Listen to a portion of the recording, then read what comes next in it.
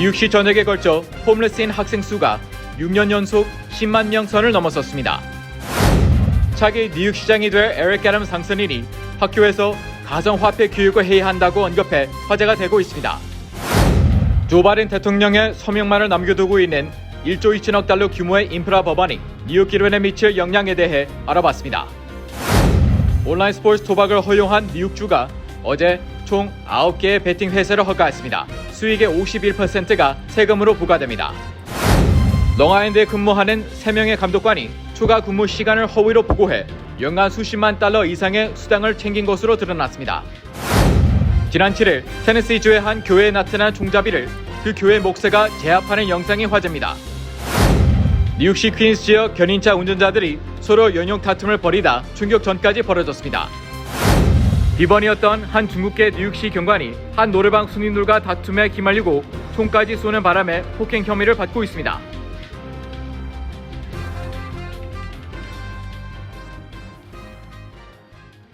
뉴 밀레니엄 뱅크에서 SBA 론 빅 프로모션을 실시합니다. 첫째, 클로징 기준 융자 금액 3%의 SBA 보증 수수료를 면제해드립니다. 둘째, 향후 3개월 동안 원금과 이자를 대신 내드립니다.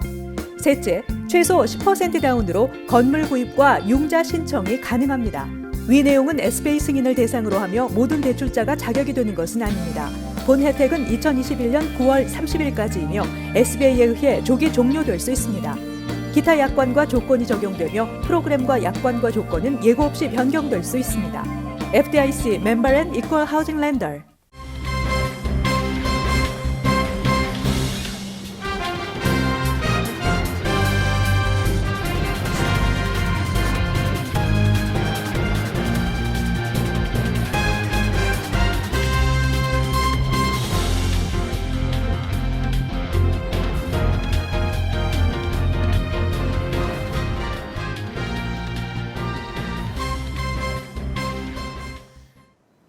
여러분 안녕하십니까? KBTV 뉴스9 이창환입니다. 뉴욕시 전역에서 노숙을 경험한 홈리스 학생이 6년 연속으로 10만 명선을 넘어섰습니다. 전체 학생 중 10명 중 1명꼴인 셈입니다. 첫 번째 소식 김경선 기자가 전해드립니다. 아동시민단체 AFC의 최근 보고서에서 뉴욕시 공립교에 재학 중인 학생 중 홈리스 학생은 총 10만 1천여 명으로 나타났습니다. 10년 사이 42% 증가한 수치입니다. 하지만 놀랍게도 전년도 대비 9%가량 감소한 것입니다. AFC는 집계된 수보다 실제 홈리스 학생 수가 더 많을 수 있다고 덧붙이며 작년도 대비 감소하는 추세를 보이지만 여전히 심각한 수준이라고 말했습니다. 특히 사우스브롱스에서는 구학군의 5명 중 1명꼴로 무려 20%에 달하는 학생들이 노숙을 경험한 반면 스탠트 아일랜드에서는 약 4%만이 노숙을 경험한 것으로 밝혀졌습니다. 같은 뉴욕시에서도 지역별로 편차가 큰 것입니다. 또 홈리스 학생 중 94%는 히스패닉과 흑인인 것으로 나타났습니다. 10만 명 이상의 홈리스 학생 중 다른 사람의 집에서 일시적으로 머무는 경우가 6만 5천여 명, 노숙자 쉘터에 거주하는 경우는 2만 8천 명, 공원과 자동차 등에서 기거하는 경우는 3,860명으로 추산되고 있습니다.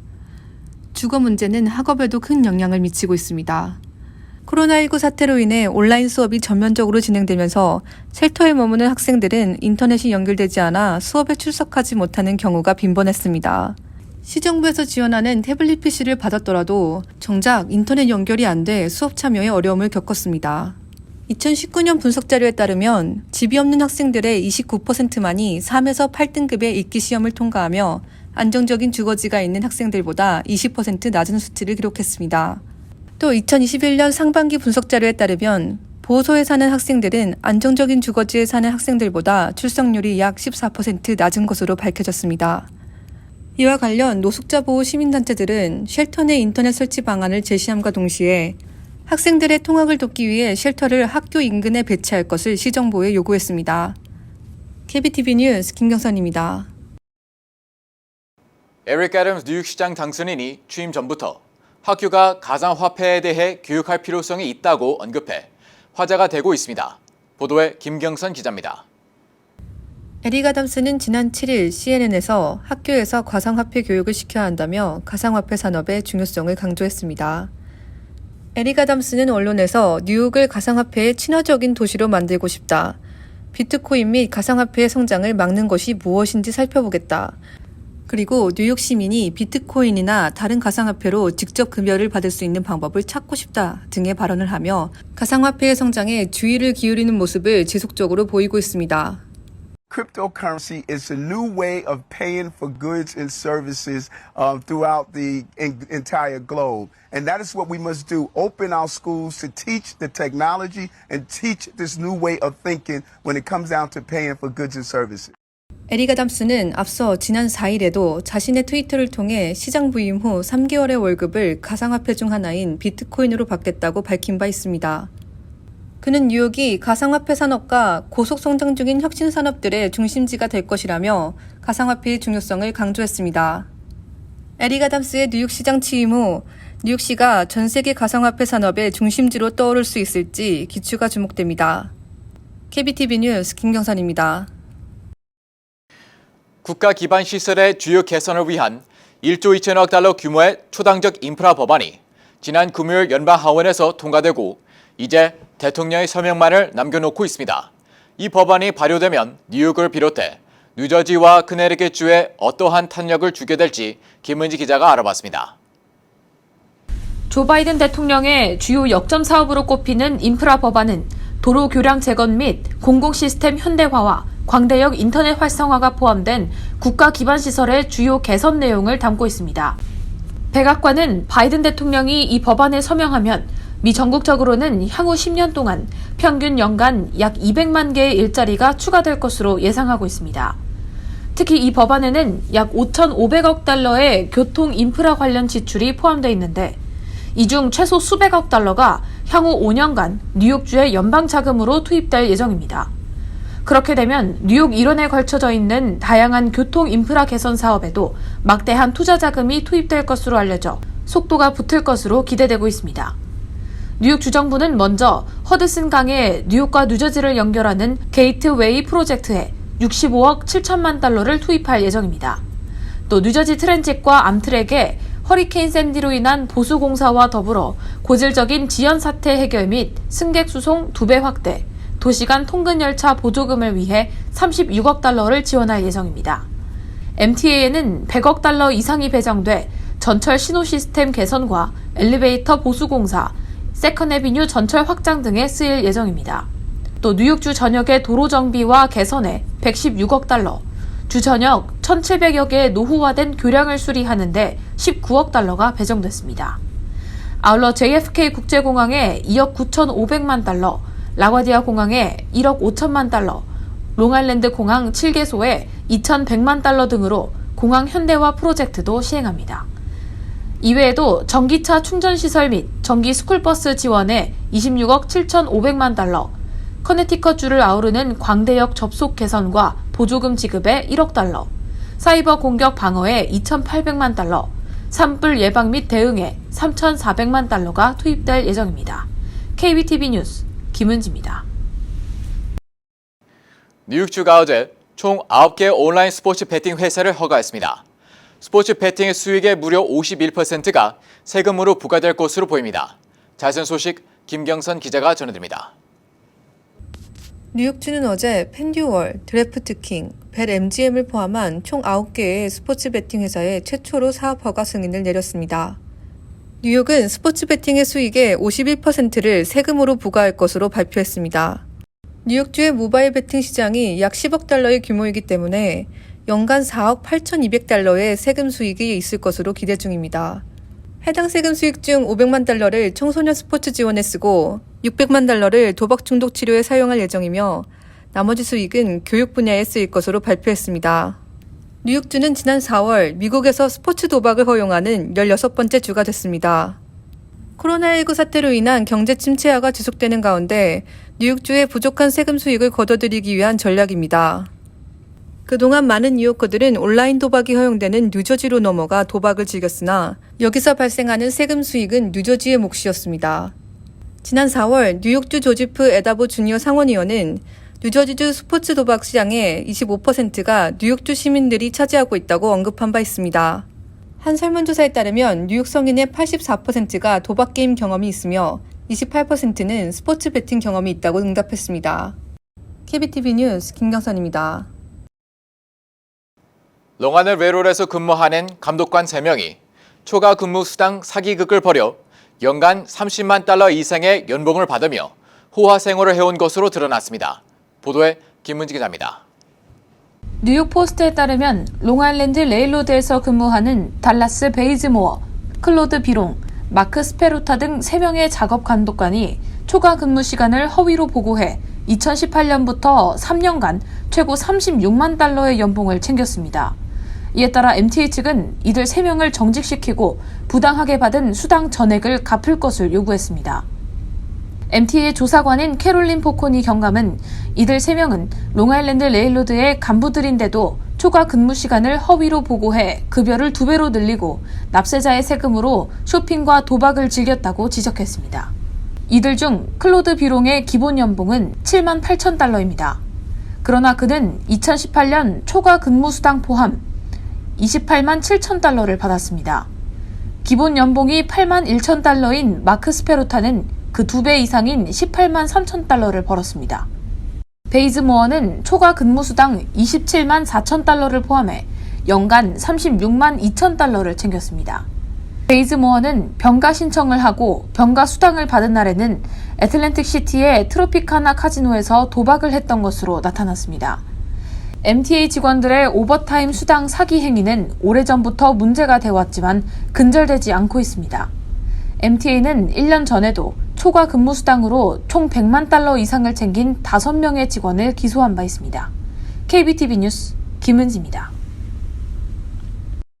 지난 7일 테네시주에 위치한 한 교회에서 총을 들고 나타난 한 남성이 교인들을 위협하는 사건이 발생했습니다. 그런데 교회 목사가 그를 맨몸으로 저지하는 용감한 모습을 담긴 영상이 공개돼 화제가 되고 있습니다. 김경선 기자의 보도입니다. 지난 일요일 테네시주 나스빌에 위치한 교회의 예배 중 평범한 교인으로 위장하고 있던 한 남성이 갑자기 단상 위로 올라와 주머니에서 총을 꺼내들어 교인들을 위협합니다. 순식간에 교회는 아수라장이 되고 단상에 오른 그는 총을 위협적으로 흔듭니다. 교인들을 포함한 모두가 그대로 굳어 공포에 빠진 그때 누군가 측면에서 조심스럽게 단상 뒤로 향합니다. 그는 주위를 살핀 뒤 지체 없이 범인의 뒤를 기습했습니다. 범인은 힘을 못 쓰고 그대로 앞으로 쓰러졌고 다른 교인들도 재빠르게 달려와 범인의 제압을 돕습니다. 이렇게 사건이 일단락되며 범인은 그대로 경찰에 넘겨졌습니다. 다행히 피해자는 없었습니다.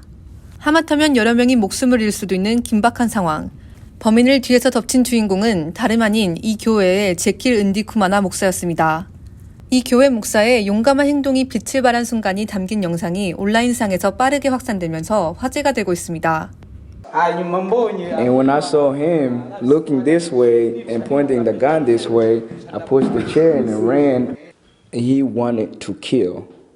That's what first thing came to my mind. God wanted to show that He's a powerful God. But one main thing I said, we had faith.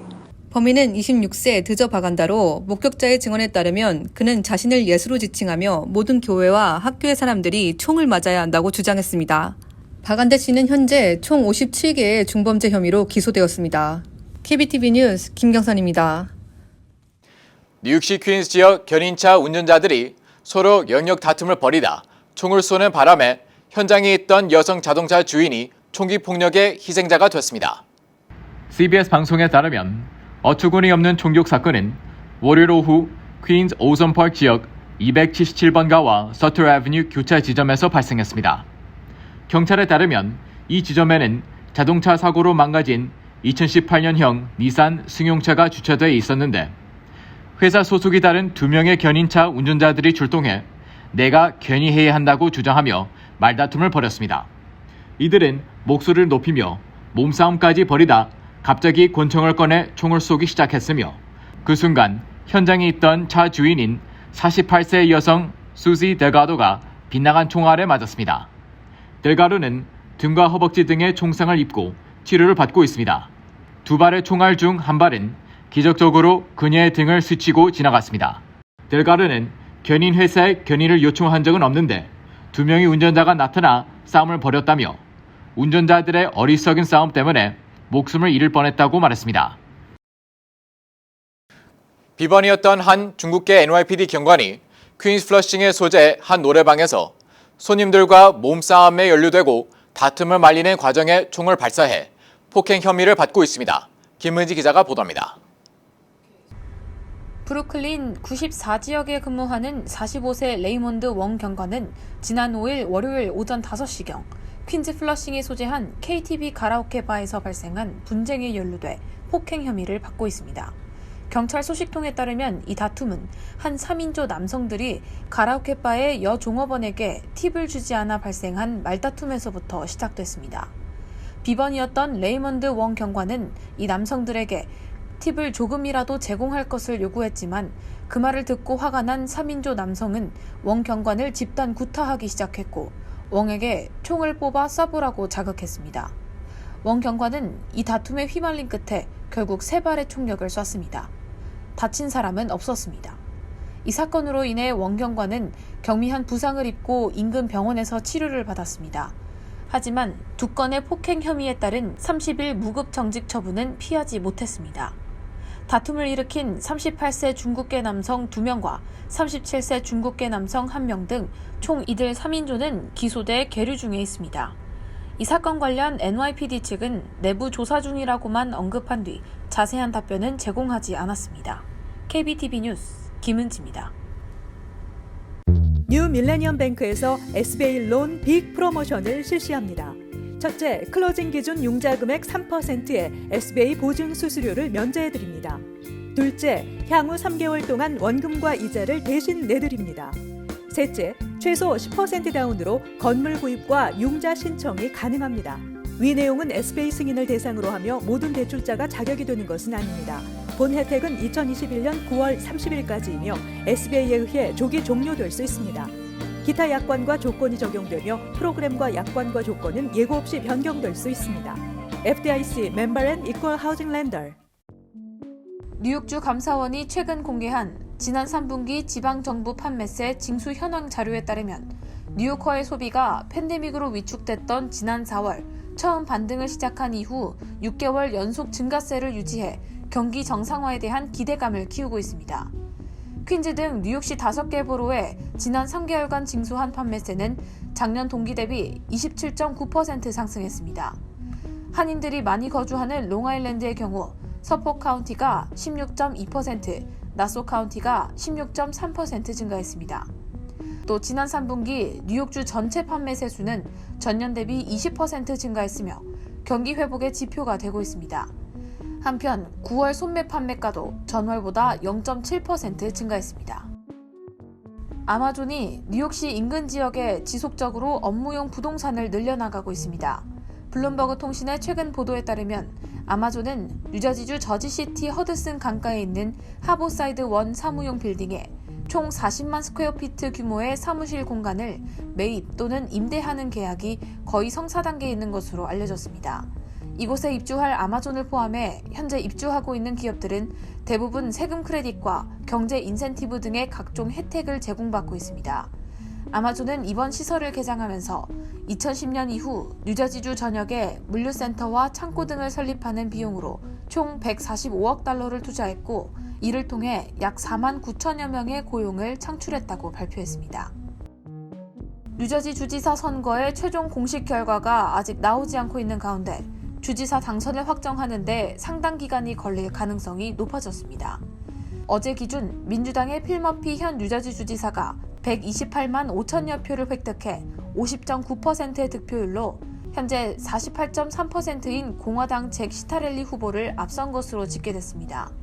이에 필 머피 주지사는 현재 99% 선거구의 투표함이 개표된 데다 6만 5,400여 표, 약 2.6%가 앞서고 있기 때문에 당선이 이미 결정됐다는 입장이지만 공화당 일부에서는 득표수가 크게 차이가 나지 않기 때문에 법원에 재검표를 신청해 다시 투표수를 확인해야 한다는 주장도 나오고 있습니다. 잭 시타렐리 후보는 남은 우편투표와 사전투표 개표 과정을 지켜본 뒤에 법정 소송을 추진할 뜻을 밝혔습니다. 앞으로 뉴욕주 자동차 딜러가 중고 차량을 판매할 때 에어백 기능이 작동되지 않는 중고차는 팔 수 없도록 조치했습니다.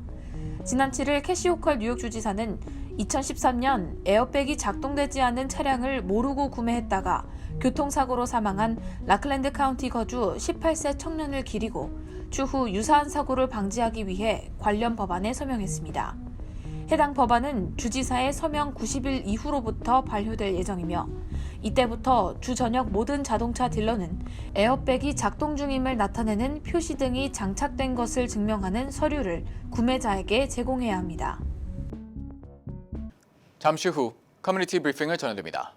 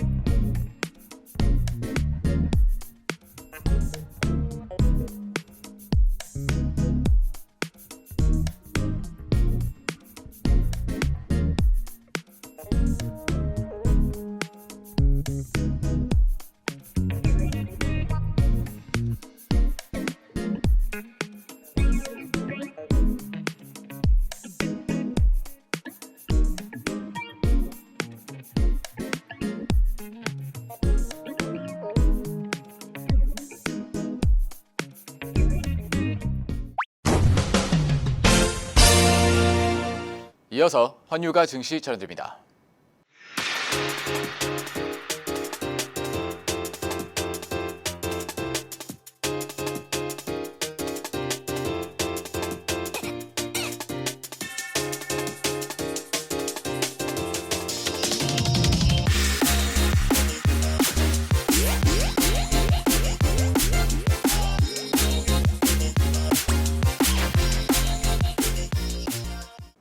잠시 후 뉴욕과 뉴저지 날씨 전해드립니다.